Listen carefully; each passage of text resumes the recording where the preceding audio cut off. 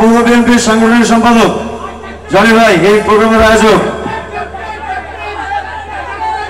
Captain.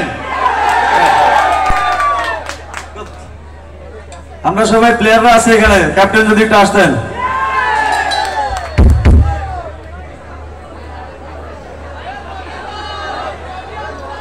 আপনারা সবাই Johnny ভাইকে ডাকতে পারতেছেন না, বলেন জনি ভাই, জনি ভাই, জনি ভাই।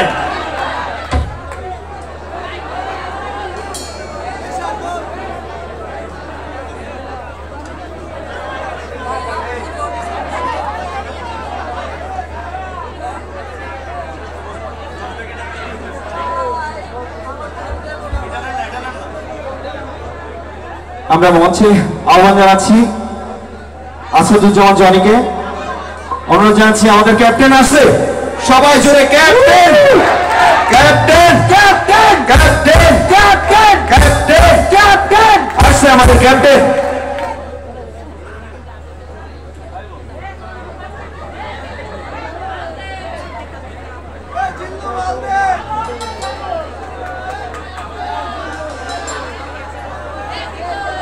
আমরা অভয়নগরবাসী আসলে উনি আমার মানে আমরা ব্যথিত হয়ে পড়েছিলাম। আমার অনেক মা বোনরা বসে আছে, মানে কেউ এত রাত হয়ে গিয়েছে কেউ যাচ্ছে না।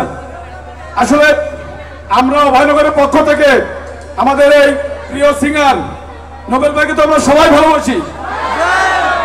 আমি টোটাল অভয়নগরের অডিয়েন্স, ওই মাঠ এই মাঠ সকলের পক্ষ থেকে আমি আমার এই প্রিয় শিল্পীর কাছে সরি এবং আমি ক্ষমা চাচ্ছি আমার যদি কোনো ভুল হয়ে থাকে। আমরা আসলে সত্যি আপনাকে ভালোবাসি, আমরা কি ভালোবাসি না? আমিও ভালোবাসি, আমার শাক পুরো ভিজে গেছে, এতে তার প্রমাণ নেই। আমি যখন মনিটরে দেখছি আপনি কেঞ্জি টানছেন, আমি ইমিডিয়েটলি বলছি যে আমি এই মানুষটা ভিজে যাচ্ছে, যদি পারতাম এসি করে দিতাম। আমার ইচ্ছা ছিল এরকম, মানে আমার খুব খারাপ লাগছে। আমরা অনেক আয়োজন করেছি, যদি আরেকটু আমাদের সচেতন করতে পুরো স্টেজটা আমি ফ্যান দিয়ে এই করতে পারতাম। আসলে আমাদের ভুল হয়েছে এটা, কারণ শিল্পী যদি ভালো থাকে তাহলে শ্রোতা আরো দীর্ঘ সময় তার কাছে গান শুনতে পারবেন। আর আমার একটা অনুরোধ, আমার এই যে লাল গেঞ্জির ভলেন্টিয়ার যারা প্রত্যেকে আমার কাছে দাবি করেছিল ভাইয়া আমরা যেন গান শেষে অন্তত একটা গ্রুপ ছবি তুলতে পারি। প্রত্যেকে দেখেন স্টেজে দুই কোণায় চলে আসছে আপনার সঙ্গে, আপনার প্রচুর ভক্ত আমাদের, বিশেষ করে দক্ষিণবঙ্গে। এইটুকু আমার অনুরোধ।